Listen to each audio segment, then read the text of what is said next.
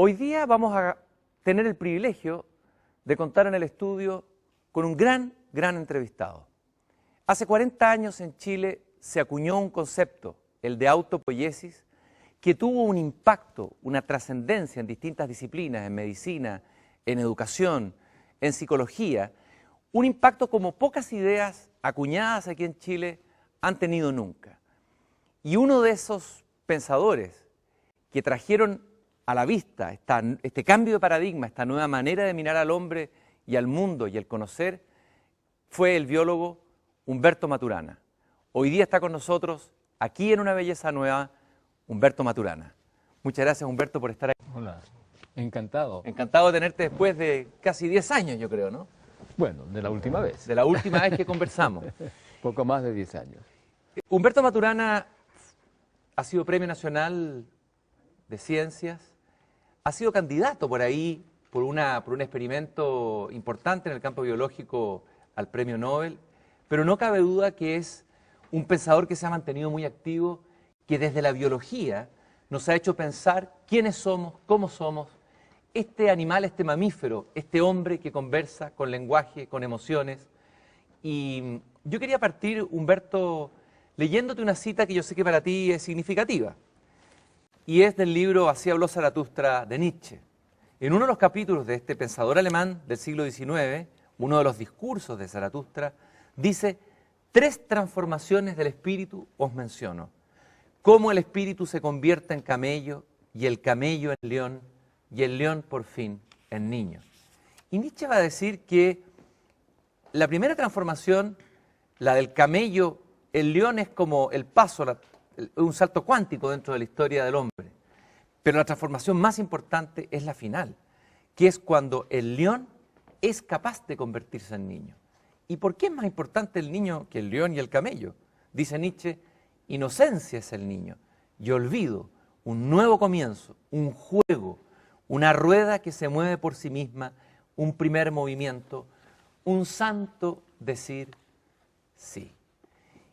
Lo primero que te quiero preguntar es, ¿cuán importante fue para ti esta reflexión de Nietzsche? ¿Cuándo te encontraste con ella? ¿Y qué resonancia sigue teniendo para ti todavía?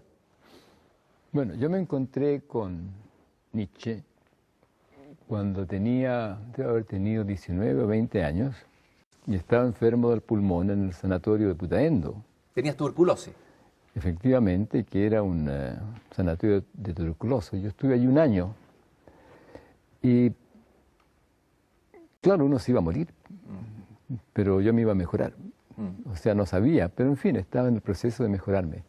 Entonces, esa reflexión de Nietzsche es particularmente interesante porque lo pone a uno en la mirada de la posibilidad de empezar de nuevo todo. Si yo salía del sanatorio, yo era un niño, un primer movimiento, y la vida estaba abierta de otra manera, como quiera que hubiese sido antes. Así que para mí fue en ese sentido muy importante. Y sobre todo esto del desapego del deseo de poder o de potencia que implican el camello y el león. El abrirse a todo, un primer movimiento. Y es interesante que Nietzsche, que siempre habló del superhombre, que habló de la voluntad de poder, de pronto coloque al niño como el grado superior, digamos, a alcanzar, el estado superior a alcanzar. Yo pienso que porque es por allí por donde va lo que él quería del superhombre, porque en el fondo el superhombre viene a ser, como yo lo leía en esa época, el ser autónomo, el ser generador del propio mundo conscientemente, y por lo tanto hacerse responsable del mundo que se genera. Y eso es lo que yo pienso que evoca con esa metáfora de la transformación del espíritu. Humberto, la infancia es muy importante, la niñez es importante, tan importante que un filósofo, tal vez el más importante del siglo XIX, dice que el grado superior a alcanzar es el de ser niño. Esta idea tan bonita de el santo decir sí, el como abrazar la existencia con todo, con inocencia, con juego. Por lo tanto, tengo que preguntarte algo de tu infancia, que yo creo que también es un espacio de vida que para ti ha sido importante en tu reflexión. ¿Cómo fue tu niñez? Buena. Ajá. ¿Qué significa que fue buena?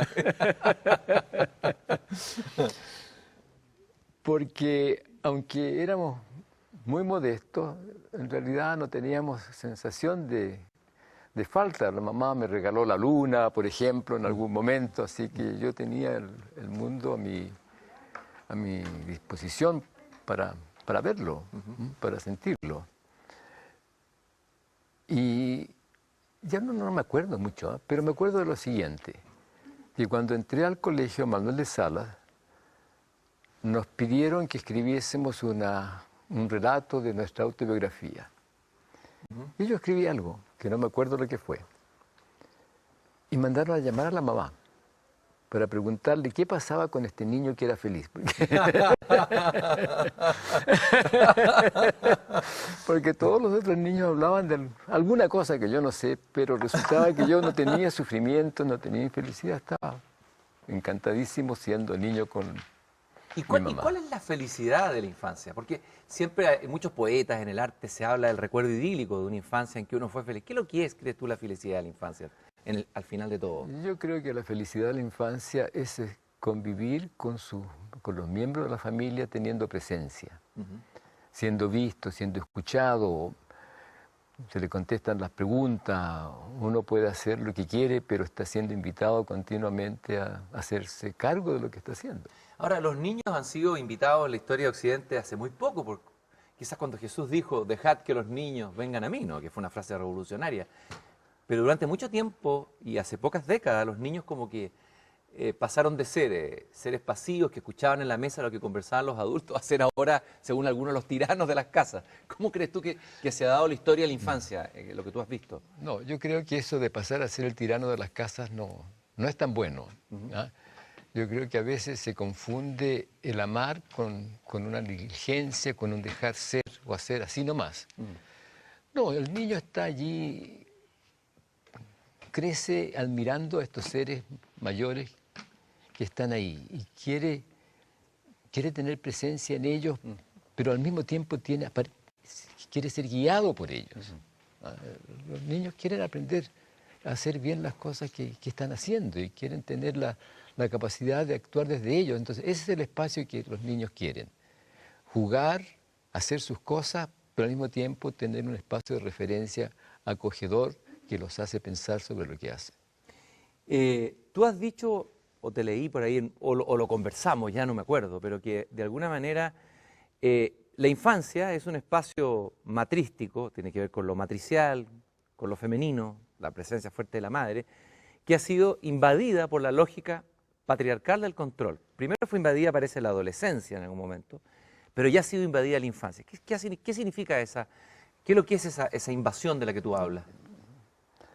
Yo pienso que, no me acuerdo exactamente el momento en que dije eso, pero yo pienso que lo que ocurre ahora con la infancia es que el niño deja de ser niño y pasa a ser un proyecto.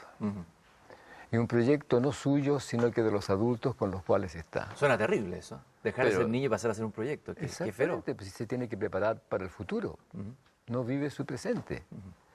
Y yo pienso que lo que yo tenía de felicidad es que yo no tenía futuro. O sea, habría futuro, pero mi atención no estaba en el futuro. Podía mirar las piedras, juntar huesos, esqueletos, hacer las cosas que los niños hacen, hacerme mis propios juguetes, que no eran ninguna cosa extraordinaria, eran simplemente los juguetes que un niño se puede hacer.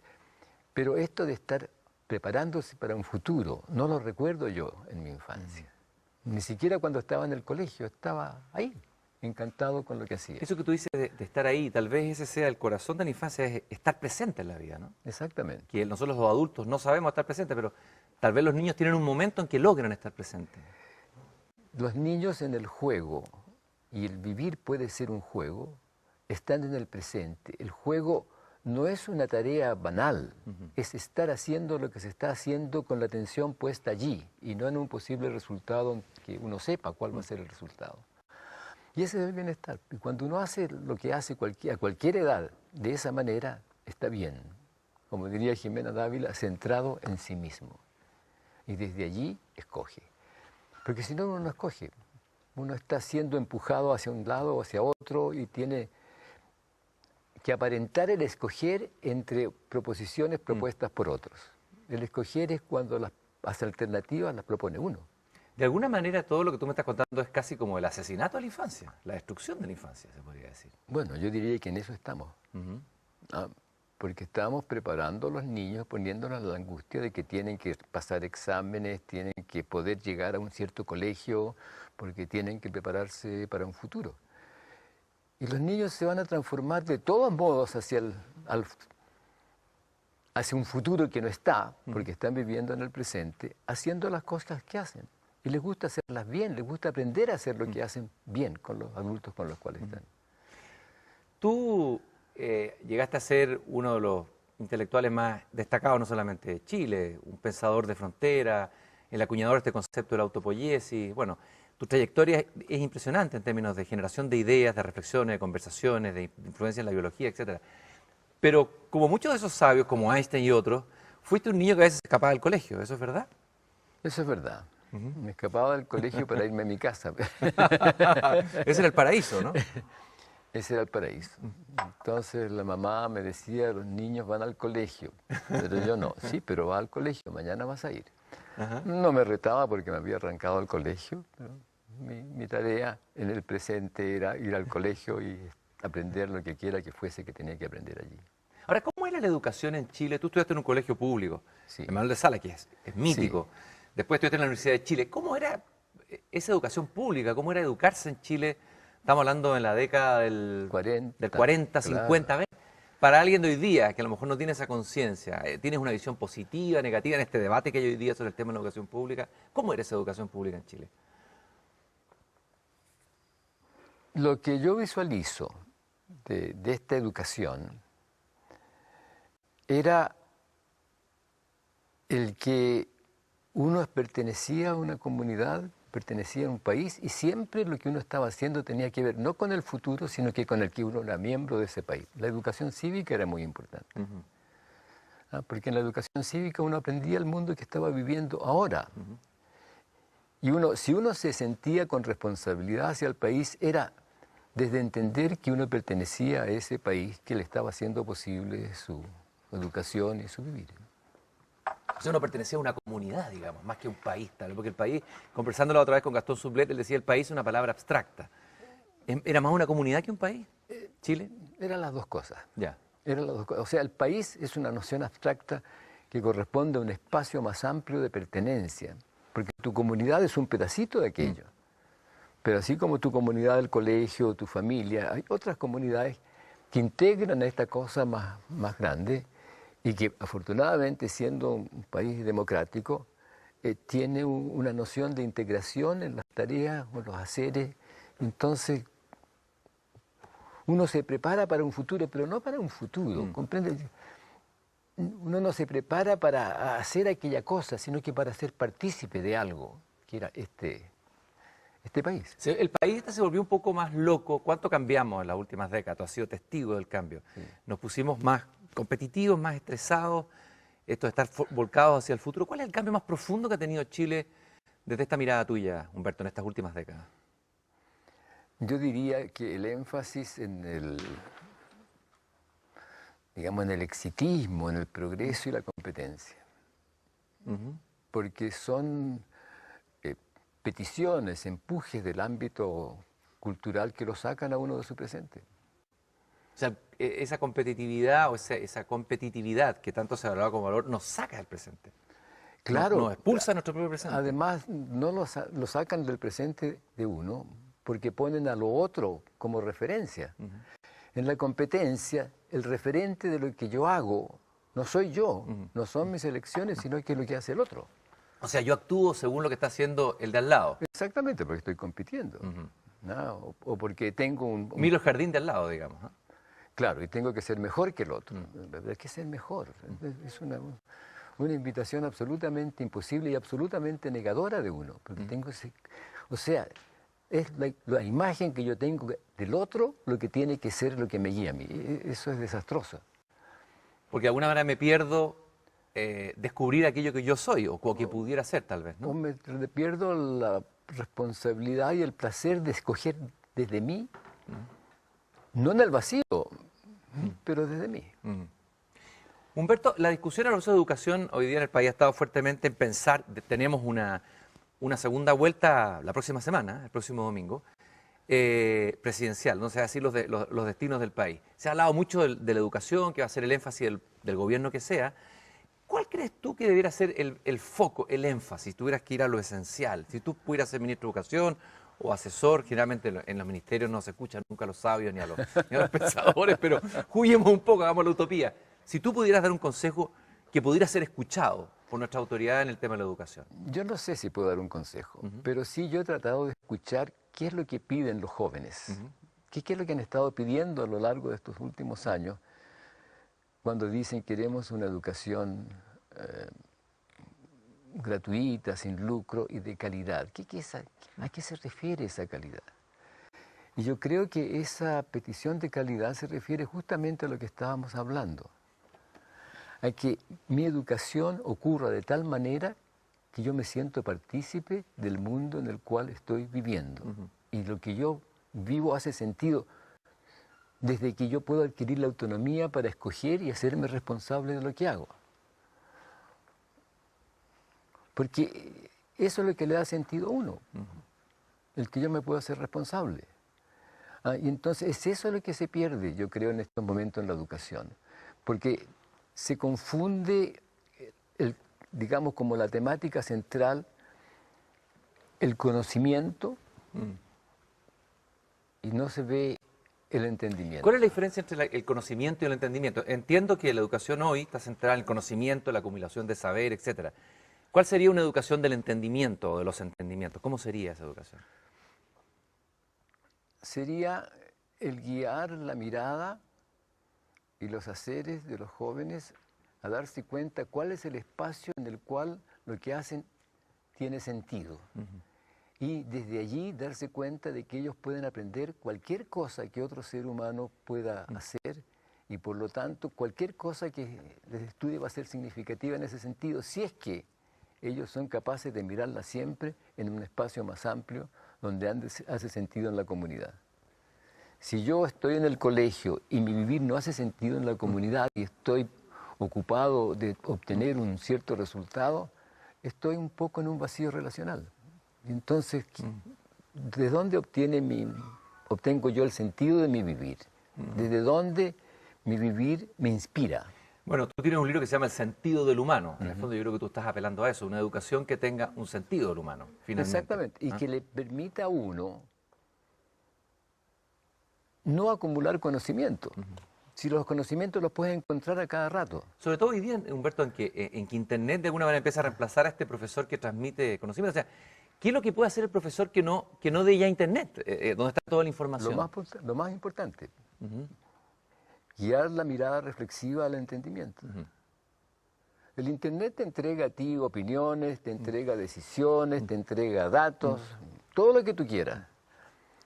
Pero la única persona con la cual puedes conversar y reflexionar sobre el sentido que eso tiene en tu vivir, o en el vivir de otro, o en la comunidad a la cual pertenece, es otro adulto. Estaba pensando que, claro, uno en el computador encuentra mucha información, igual que en los libros, pero es una información sin un diálogo. No hay un otro con el que converso. ¿Cuál es la diferencia de estar pensando cuando hay un otro y yo converso, lo tengo ahí, el profesor, el alumno, los alumnos entre sí, a cuando estoy solo en mi computador recogiendo información?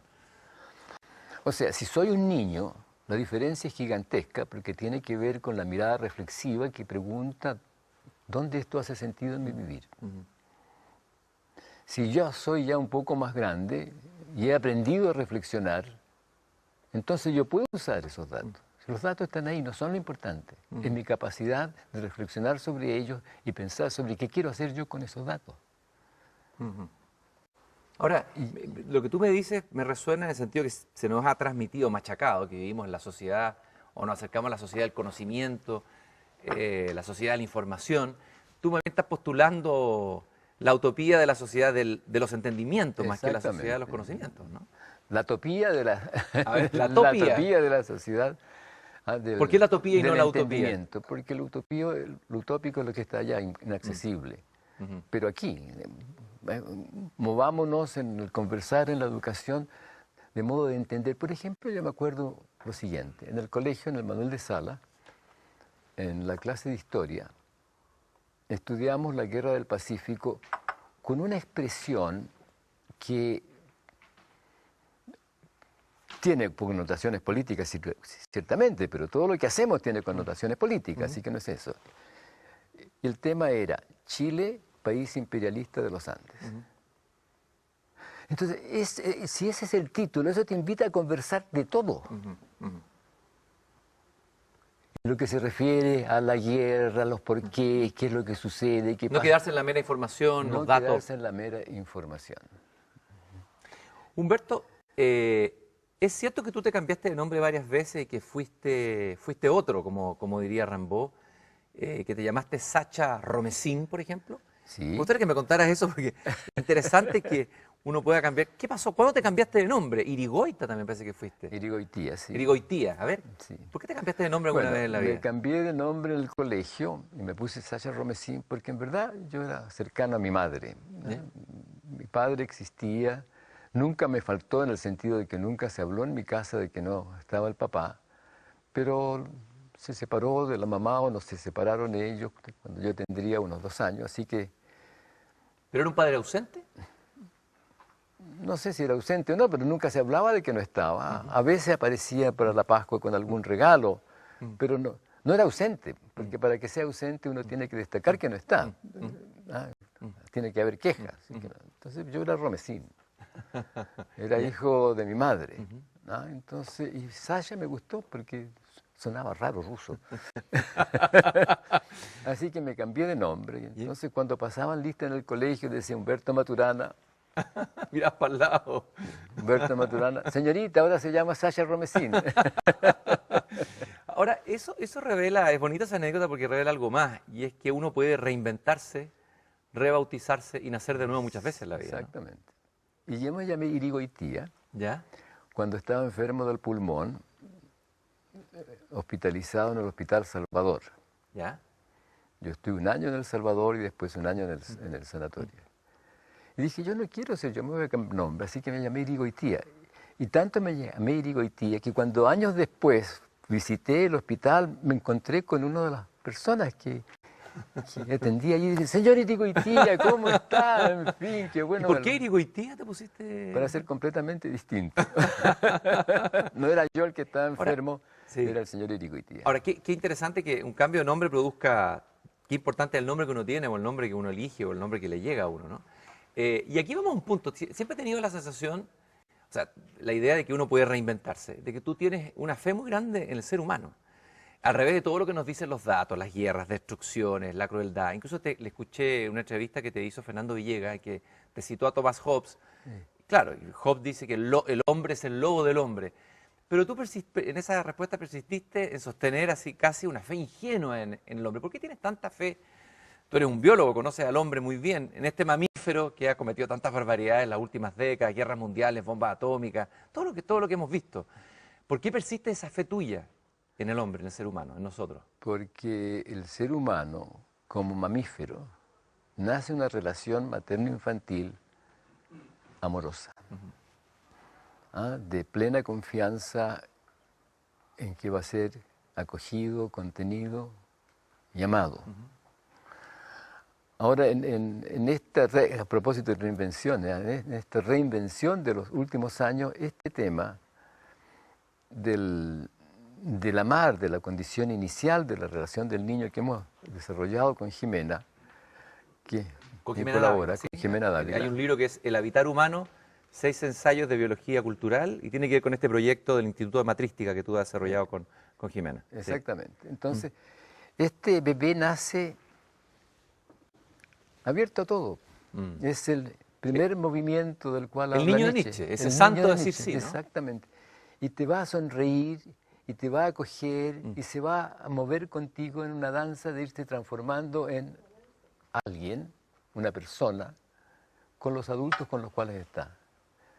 A veces nosotros decimos que el bebé nace casi diciendo, aquí estoy, encantado de ser acogido y amado por ustedes, y si me cuidan y son amorosos conmigo, seré un adulto serio, responsable y democrático. Ya, pero tú eres del bando de los seguidores de Rousseau que dice el hombre nace bueno y la sociedad lo corrompe. No, ¿crees en eso? El hombre no nace bueno, nace amoroso. Lo amoroso no es ser bueno, es tener confianza en el espacio en el cual uno se encuentra y moverse desde allí sin expectativas, sin exigencia, en un estado relacional que le permite ver y entender.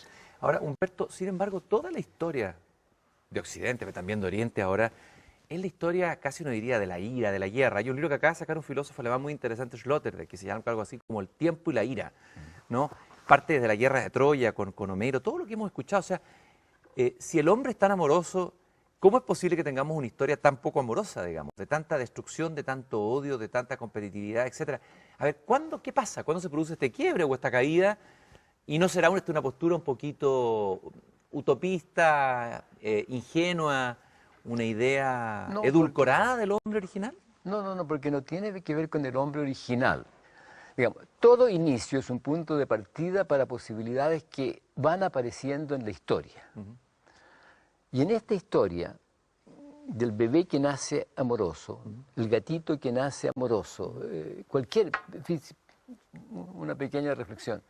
Si tú miras a cualquier animalito recién nacido, cualquier plantita que está creciendo, las reflexiones que uno hace tienen que ver con la belleza y tienen que ver con el encanto. Eso es verdad, es cierto. ¿No? O sea, es cierto. eso tiene que ver con nuestra biología.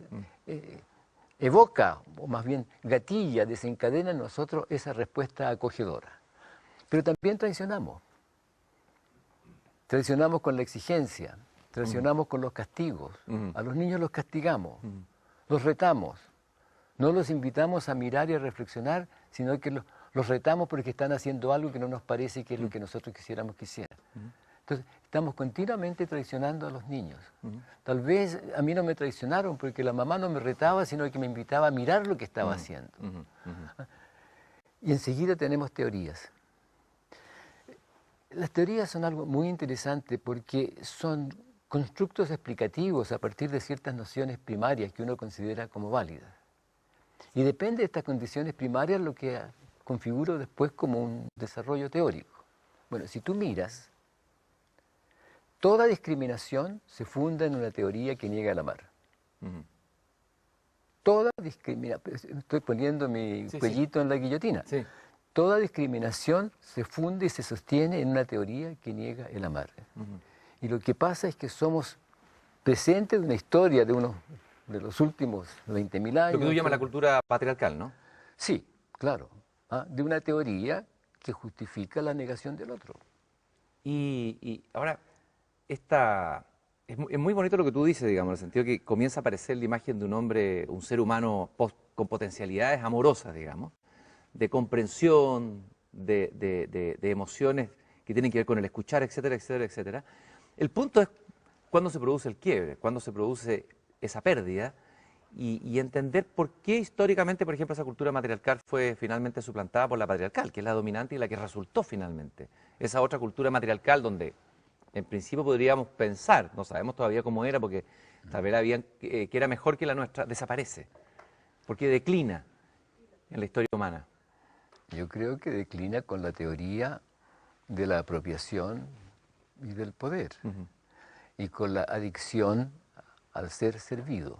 Ahí tú usaste la palabra adicción en la teoría.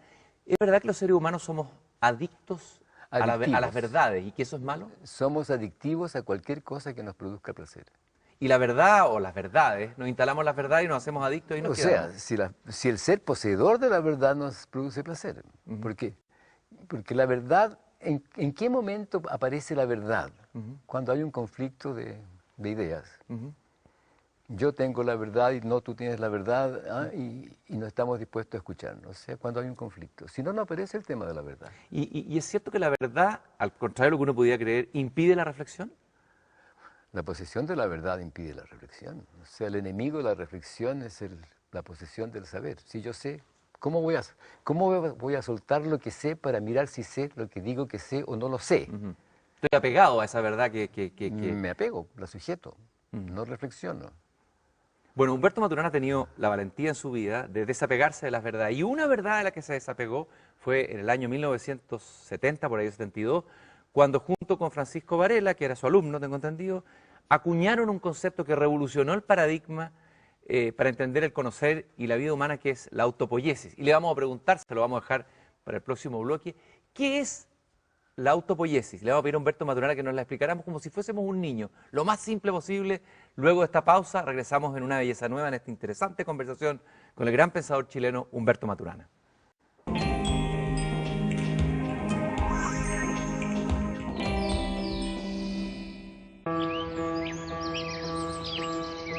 No hay nadie que no se interese por la verdad. No hay ningún bípedo implume. Por eso levanto mi bandera, mi símbolo, desde Antofagasta hasta Estocolmo, en esta mañana súbitamente invernal. Entre todos los infinitos números, que no existen números que satisfagan esta relación. Le dimos a nuestros cuerpos cadáveres el orgasmo que los vestía de ángeles.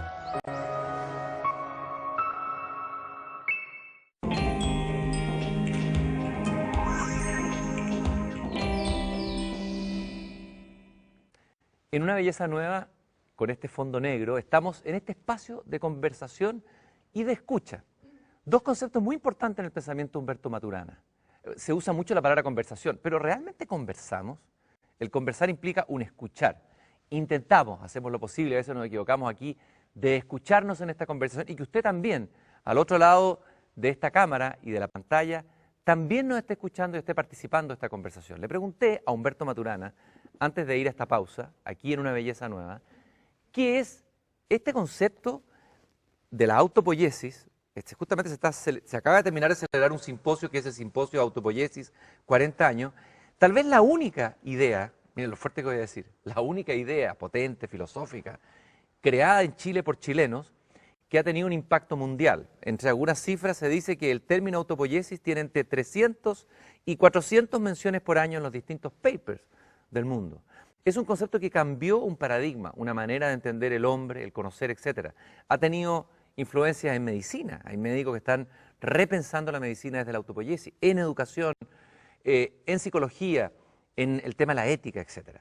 Pero es un tema, todos hablan de la autopoiesis, pero muchas veces no la entienden. Yo ni siquiera estoy seguro si la entiendo. Entonces, le quiero preguntar aquí a Humberto Maturana, se lo he preguntado varias veces en la entrevista, que me lo explicara como si yo fuera un niño, digamos, o un joven que escucha la palabra, que es bonita, porque auto significa sí mismo, autos, y poien, producir.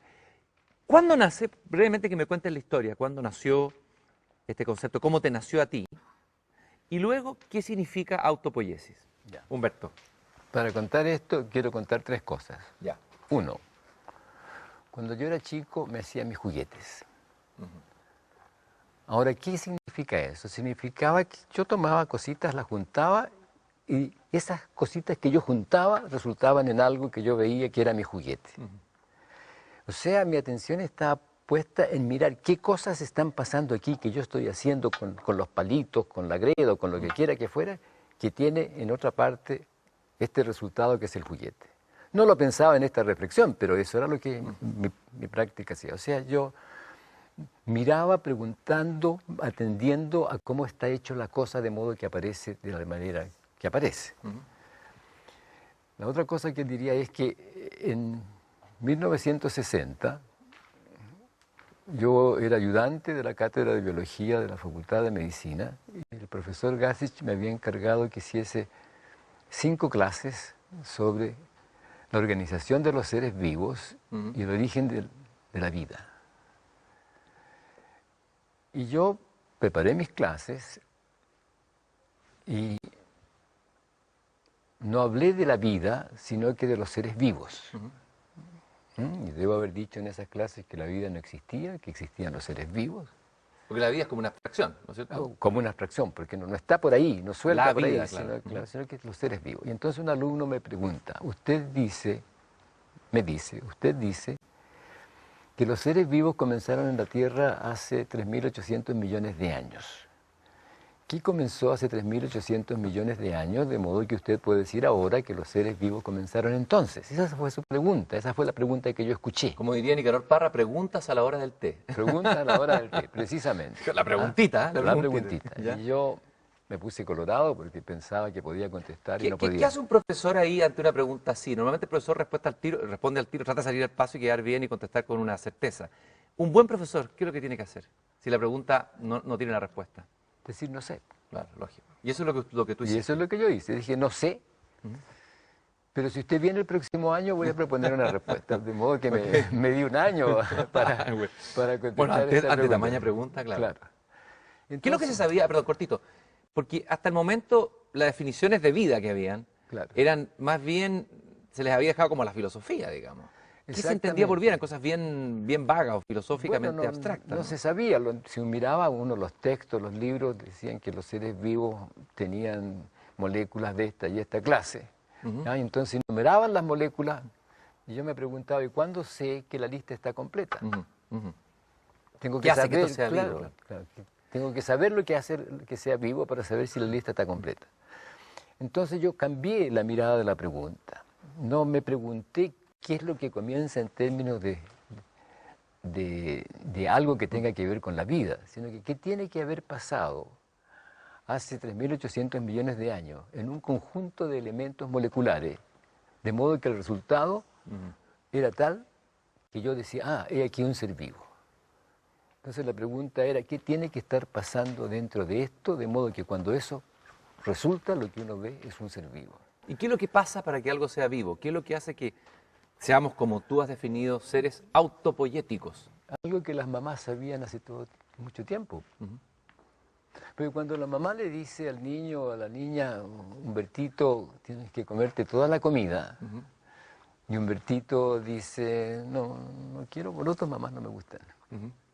Humbertito, tienes que comerte los porotos. ¿Por qué, mamá? ¿Por qué tengo que comerme los porotos? Porque los porotos se deshacen en tu estómago en pedacitos chiquititos que se meten en tu cuerpo y tu mismo cuerpo está juntando esos pedacitos de distinta manera y hace tus músculos, tus huesitos. De modo que tú te estás produciendo a ti mismo. Mamá, así que soy autopoyético. Claro. Eso es la continua producción de sí mismo que todo ser vivo es. La cicatrización de las heridas es una expresión de esa continua producción de sí mismo. O sea, el ser vivo se está siempre autoproduciendo. Eso La es. herida es muy buena imagen, ¿eh? Claro. Cuando uno tiene una herida, que a los niños sorprende, tengo una yaya, tengo una herida, no, empiezan a llorar y dicen, no, tu propio cuerpo autopoyético la va a sanar. ¿no? Exactamente, tu propio cuerpo en su ser, en tu ser tú mismo, un sistema que se produce a sí mismo, es lo que va a curar, es decir, va a hacer que tu estructura esté bien, en tu bienestar, para realizar tu vivir. Ahora, este descubrimiento que nace desde la biología tiene un impacto tremendo. Algunos lo consideran un cambio de paradigma en la manera de entender lo vivo y entender también el conocer, etcétera, la manera que conocemos, la manera que somos. ¿Cuál es el impacto y por qué tanto impacto? ¿Qué cambió? ¿Qué es lo que cambió en esta manera de mirar la vida? ¿Qué cambió y tal vez ejemplificarlo?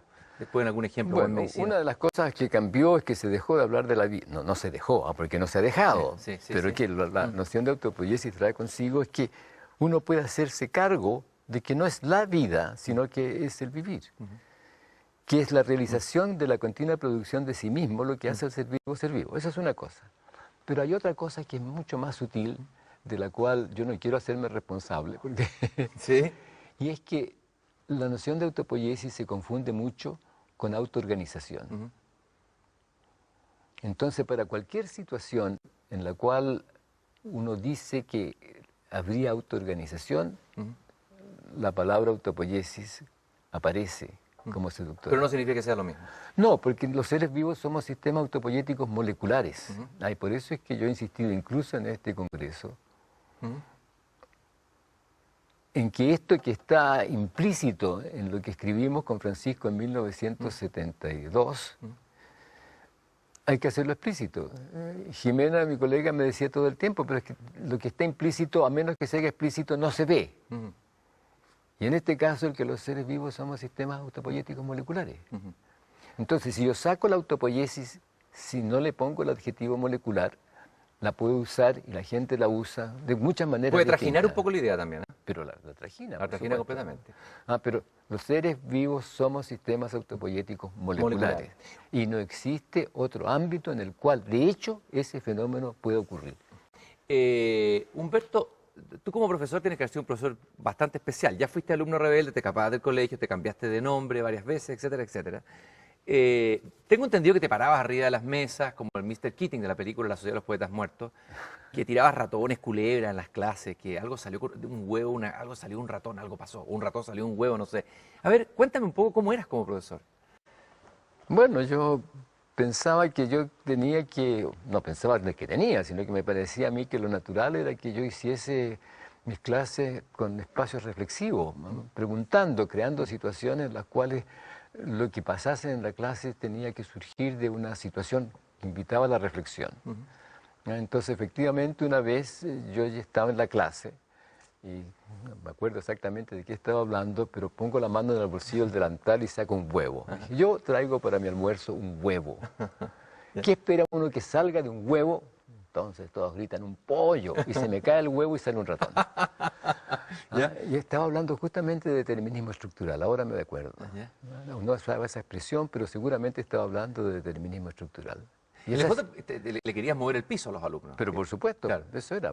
¿Y no es la pedagogía finalmente eso, ser profesor, no es mover el piso al alumno? ¿Cuál es la tarea del profesor finalmente? Invitar a la reflexión y a usar los conocimientos que tenga para configurar reflexiones y entender de qué se trata lo que está haciendo o hablando o lo que quiere hacer. Hay otro campo de ideas, la autopoiesis, ya vimos el impacto que está teniendo a nivel mundial. Yo diría, no sé si una pelea tuya con Charles Darwin. Tengo aquí El origen de las especies, este libro que, según algunos, cambió la manera de ver el hombre. Algunos piensan que la teoría de la evolución de las especies es la más revolucionaria y al mismo tiempo la que más se ha sostenido en el tiempo sin ser refutada. Pero lo interesante es que tú, de alguna manera, la has refutado, porque Darwin habla de la competencia, y tengo entendido que esa noción de competencia la sacó de los economistas de su tiempo. Y tú dices que el ser humano por esencia no es competitivo y que la vida no es competitiva. Quiero que me expliques brevemente, tienes 3 minutos o 2 minutos para refutar a Darwin aquí en Una belleza nueva, Humberto. No es una refutación a Darwin. Darwin en su época no podía ver lo que yo voy a decir ahora. Y no lo podía ver por todo el espacio reflexivo, particularmente de la física newtoniana de su época. El suceder del vivir ocurre en su ocurrir en un presente cambiante continuo. Sucede, no en comparación o en competencia con otros. El vivir se desliza igual que el equilibrista moviéndose de tal manera que conserva el bienestar. Esto es un poquito como el río de Heráclito, ¿no? Ese río en el que uno no se baña 2 veces en el mismo río, un poco esa idea que viene de Heráclito, el fluir de un río podría ser. No tanto el fluir del río como el que tú vas en un bote en el río y te desplazas en el río según las circunstancias de la corriente en ese momento y ves lo que ves según ese momento. Ese sería el vivir. Ese es el vivir. Que uno a veces quiere detenerlo, sacar una foto y decir, esto es, pero eso no es. Es una deriva. En la deriva, si alguien dice que está en un bote a la deriva, está diciendo, estoy en un bote, estoy conservando mi organización, flotando y no sé hacia dónde voy. En el vivir el organismo no sabe hacia dónde va.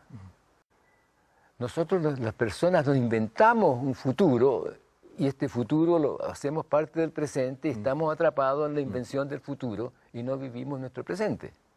Entonces no vemos lo que hay porque estamos viendo solamente lo que supuestamente va a ser nuestro futuro. El fenómeno es deriva y no solamente de los seres vivos. El cosmos es un sistema a la deriva. Pero la deriva no es una cosa negativa, solamente dice no se puede predecir lo que va a pasar desde lo que está sucediendo en el momento determinado. Decíamos en el bloque anterior, tú los decías de que los seres humanos somos adictivos y una de las cosas a las que somos adictivos son a las verdades. Nos aferramos a ciertas verdades y nos quedamos, agarramos una verdad y ahí nos quedamos pegados a esa verdad a lo mejor por toda la vida y nos hacemos rígidos, no flexibles, como la caña de bambú, de las imágenes zen y qué sé yo. Hay ciertas ideas que han cristalizado en nuestra sociedad, en nuestra manera de ser. La idea de la competitividad, la llamada innovación, que a esta altura es ya un cliché, son varias ideas, ¿no? Y las ideas que fundan toda la teoría de la economía de mercado como la única posibilidad de funcionamiento de una sociedad. Pero esas están basadas al final en verdades, de fondo, o ideas o creencias. Me gustaría que las fueras refutando, cortito, así cada una, desmenuzando aquí, pero desde la biología, desde lo que somos, así brevemente, porque nos queda 1 minuto en este bloque. Bueno, primero, toda teoría es un constructo racional a partir de ciertas premisas fundamentales no racionales, aceptadas a priori, sea teoría económica, sea teoría física, sea teoría filosófica, como teoría. O sea, quiero entender bien, que detrás de las teorías hay una emoción, o sea, que en el fondo se encubre con una idea, pero hay una emoción detrás. Es una emoción que hace desde donde uno escoge ciertas premisas fundamentales. Las premisas fundamentales, en cualquier sistema racional, son arracionales, son aceptadas a priori. A uno le pueden parecer racionales, pero son aceptadas desde uno. ¿Por qué esta? Porque a mí me gustan. Eso es. Entonces, toda teoría es refutable en el sentido de que uno puede preguntarse si quiere seguir sosteniendo los fundamentos que las cosas, digamos, las premisas fundamentales desde donde se construye. Pero para eso tengo que estar dispuesto a preguntarme por los fundamentos. Y lo corriente es que uno tenga teorías y no quiera preguntarse o niegue la posibilidad de preguntarse por los fundamentos y las transforme en doctrinas. Y en dogmas, por decirlo de alguna Por lo manera, porque tanto, hay dogmas económicos, no solo religiosos. Por lo tanto, en dogma. O sea, si yo quiero preguntarme, ¿es posible un modo de convivencia en el económico, en el oikos, en el hogar, distinto del que tenemos que preguntarnos cuáles son los fundamentos de donde tenemos la teoría económica que tenemos actualmente. Y encontrar si yo quiero seguir con esos fundamentos o no. Humberto, tenemos que interrumpir el fluir de este conversar, como tú llamas, en el emocional, porque hay una emoción, yo estoy muy contento de estar aquí conversando contigo, es una felicidad inmensa y se me van quedando los minutos, me van atrapando, pero quiero dejar una pregunta planteada para el próximo bloque. Hay un libro que fue fundamental, que fue El árbol del conocimiento, casi fue un bestseller en su tiempo, publicado, que tú publicaste con Francisco Varela. Y hoy estás preparando un libro que se llama El árbol de la vida. No, El árbol del vivir. El árbol del vivir. ¿Cómo se pasa, qué pasó en ti desde que publicaste un libro que era El árbol del conocimiento, eliges la palabra conocimiento, a escribir un libro que se llama El árbol del vivir? ¿Por qué este cambio del conocimiento al vivir? Vamos a una pausa y ya volvemos con este lujo de conversación con el pensador chileno Humberto Maturana en Una Belleza Nueva.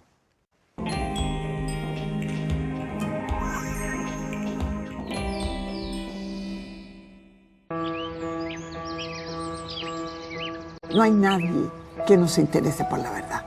No hay ningún bípedo implume.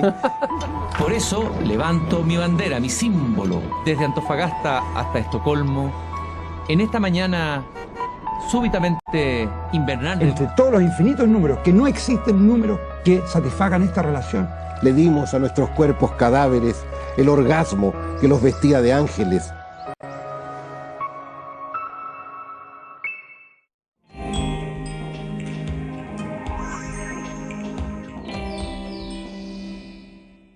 Estamos en Una Belleza Nueva, en este día domingo, aquí en la red, gracias al auspicio del Banco Santander, un espacio de escucha, de conversación, y hemos estado conversando con Humberto Maturana, gran biólogo, pensador, haciéndole preguntas, algunas bastante difíciles. Ya refutó a Darwin, ya refutó a toda la teoría sobre la que está fundado el capitalismo, el individualismo, etc.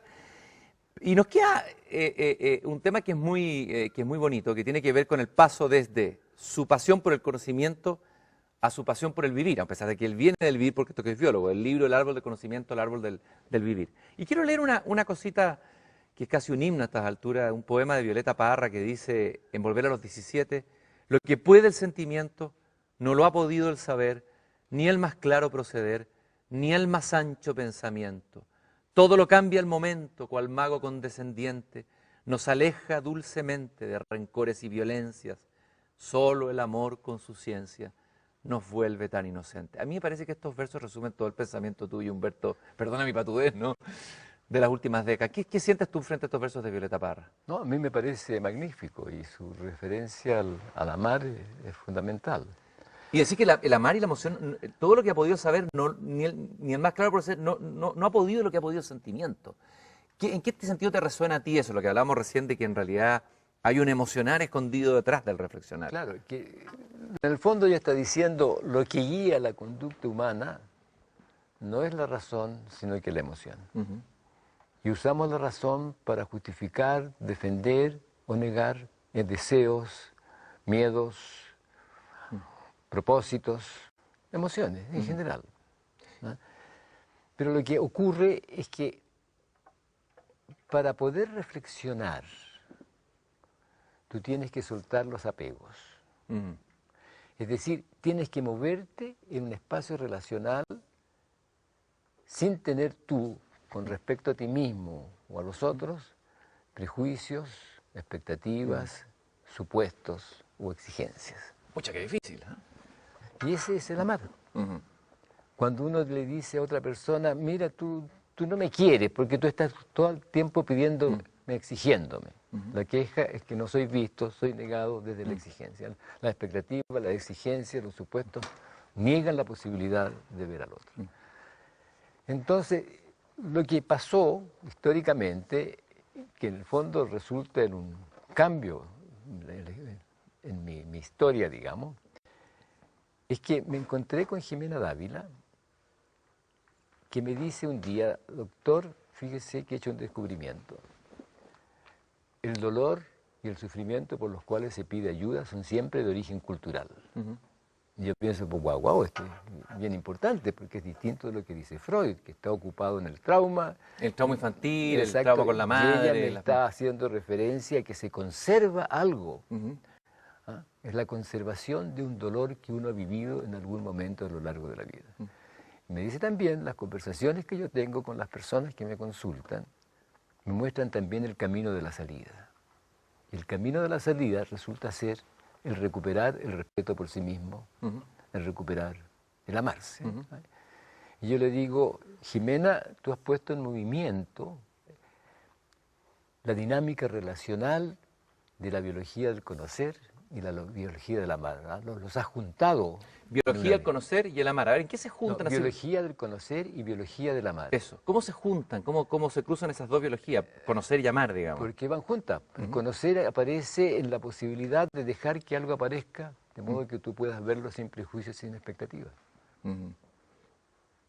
Leí algo muy interesante que está, me parece que está aquí en el Habitar Humano, creo que está aquí, que es un artículo que tú escribiste con Jimena Dávila, tengo la impresión, Sí, claro. sobre la biología del Tao. Hablábamos en un programa anterior del taoísmo, del Tao, esta doctrina oriental tan importante, que nos invita a vivir el presente, a vaciarnos, a vivir en la vacuidad, un pensamiento bien revolucionario que viene desde China. Brevemente, ¿qué tiene que ver la biología con el Tao? La biología es la posibilidad de cualquier cosa en la realización del vivir de un ser vivo.